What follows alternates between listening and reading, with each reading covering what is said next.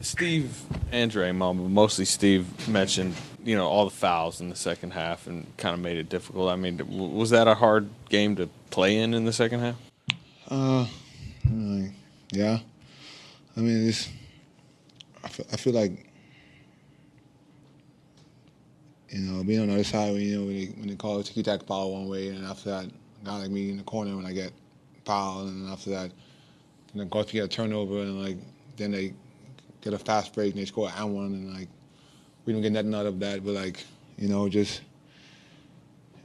guess they can be a little more consistent, but, they'll probably say they didn't see the foul, but you know how they go. So we just gotta try to figure ways to move past that and just move on to the next. It could have cost us the game, but we weathered the storm and we figured it out. But yeah, I think they kind of messed up a lot. But it's the game. You can't go back and turn around.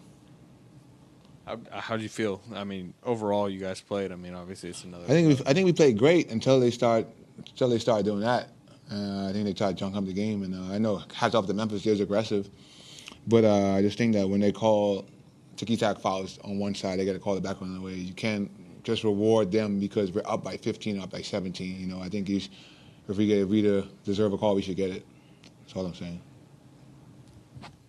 How do you feel about your team's defense? You get a 48 in the first half, 70 in the second half. Is that a function of what you just talked about, or did the defense sort of drop off at all? Or? We gotta go back and watch film. I think that we were doing pretty good till the last 3-4 minutes when they started junking the game up. But no, hats off to Memphis. They played great. They didn't stop. But we gotta do a better job closing the game. I gotta do a better job securing the ball, not turning the ball over too in crunch time. But some of those I think I got fouled on, but the referee didn't blow the whistle, so I gotta move on to the next play. You've been sort of the leader of the second unit coming off the bench. You guys scored 67 tonight, I think, off the bench. Damn. Averaging 58, which leads the league. How much pride, I guess, do you have as one of the main guys in that group? Just trying to keep the guys level-headed. Trying to make the right basketball play.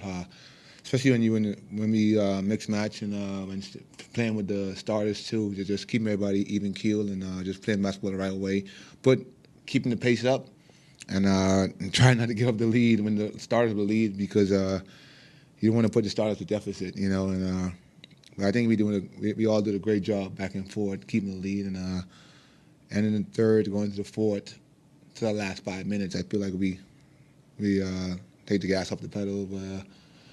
And take our feet off the pedal, but we just got to keep being consistent, keep trusting each other, and keep moving the ball, sacrificing, and then keep making the right play. I feel like I could have made more plays for my teammates down the stretch, and I didn't.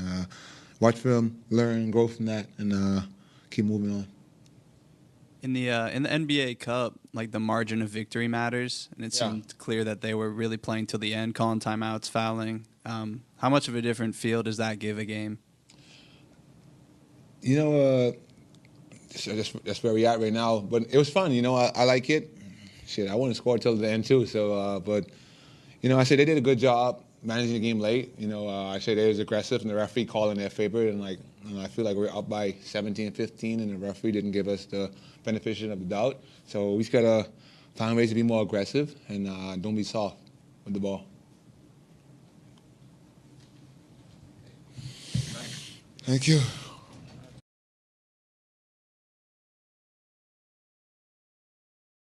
Buddy, we just learned that that D'Anthony hurt his knee and might be out for a little bit here.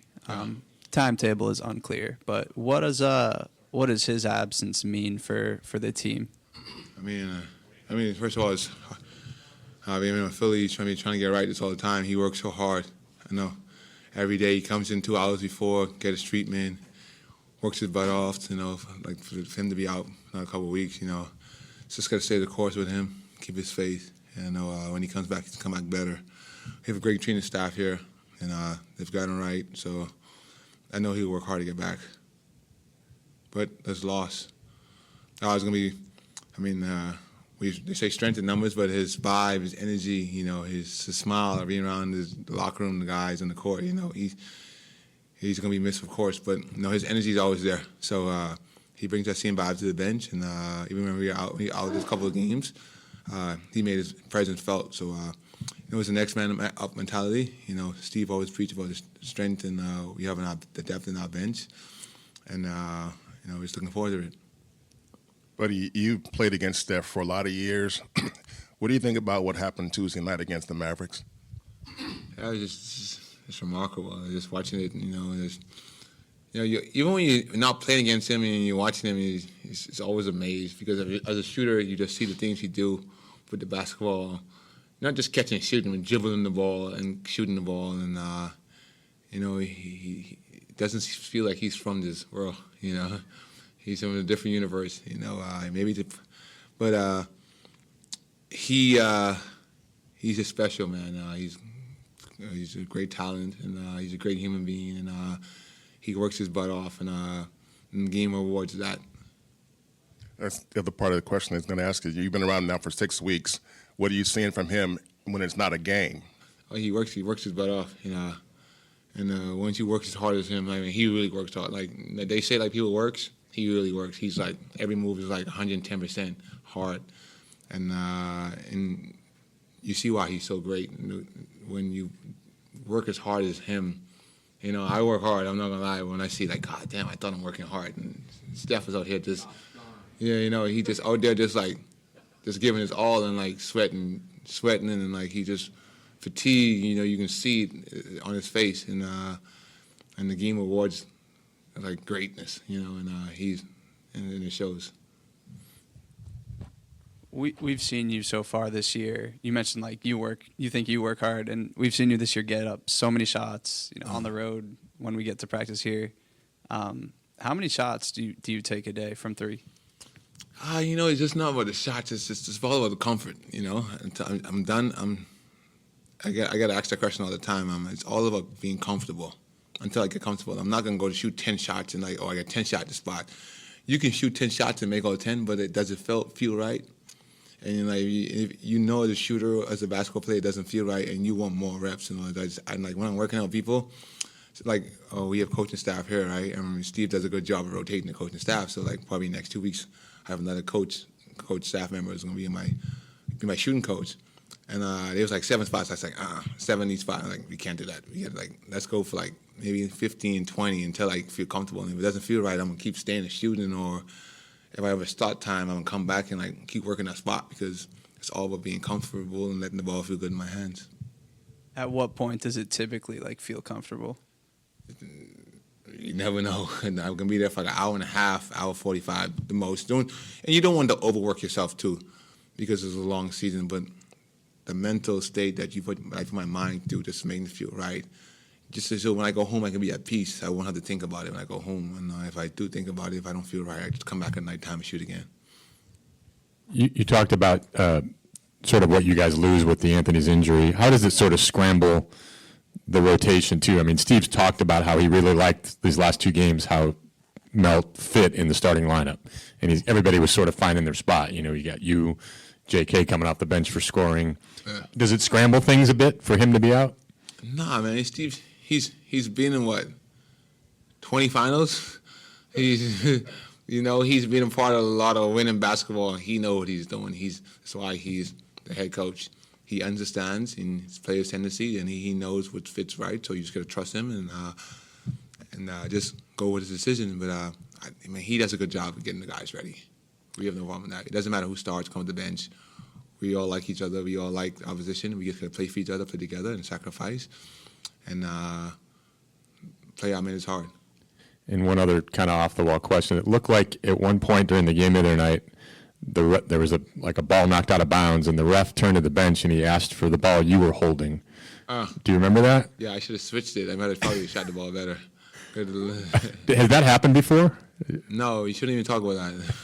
The NBA might tell me something. Put the ball back. Get the ball put. But yeah, I remember that was a funny moment, and DP was trying to feel the ball too. So I was like, I don't know which ball it is, so I just give him back the ball. So shouldn't talk about that. Have you always done that? Have you always held it on the bench? Yeah, I think I got it from I didn't get it from Pat Bev or Chris Paul one time. I saw them. I said, man, like it's kind of smart, like feeling the ball out while you on the bench, because guy like me come to the bench, I want to feel the ball, like feel how it is, because sometimes you're waiting 12 minutes. Sometimes I might go in at the 7-minute mark or maybe the 4-minute mark, depends on how the first room get rolling. So I just want to have that comfort feel, going back to like feeling the ball, being comfortable with just feeling the ball. Yeah. Was that Scott Foster? I think it was Scott, but Scott was cool though. That's good. You don't want to anger him. Yeah. Are the NBA Cup balls different? Yes, they are different. But today, they felt more broken in because guys are like dribbling and playing, shooting around with it. So, but the first day it didn't feel good because it's so brand new. But today it felt way more comfortable. Buddy, we've seen the Warriors' defense strategy change from the previous years, mostly just, doing more attack blitzing and stuff. How do you like that, and why has it been so effective so far for the most part? And Stacker's doing a good job so far. He's keeping us in line, keeping us in check. And we have great leaders out there. You have great guys like I've played a lot of championship basketball, like Draymond, Steph, Loon. Those guys they're solid. They're great veterans. Draymond, of course, is the anchor. He leads the way in that category. But I tell you, when those guys speak, we listen. So like, you don't want to disappoint those guys out there because they're putting so much work. They're giving so much to this game of basketball. When you're out there, it's serious business. So like, guys are locked in. You've been around Draymond, you've probably seen it before, but you've seen it this season already where, he does these ridiculous things on defense. He'll single-handedly stop a 3-on-1 break against him and he'll shut it down. I've never seen nothing like it before. I mean, when you see stuff like that, what do you think, though, when you see him doing stuff like that? He's intimidating. That's all you can say. I think teams fear him because he's just that good. His instincts is that good. And he talks and he communicates and he moves well. He's 6'6", but he plays like he's 6'10", and he's athletic. Like I say, his muscles are twitchy. He covers all the ground. He has a long wingspan, and you see his contestants yesterday on the other night on Clay and on those guys on Remember. Like he really does a good job of covering up a lot of stuff that people don't give him credit for. That's why he's won Defensive Player of the Year, and he should be in the ranking again for it again.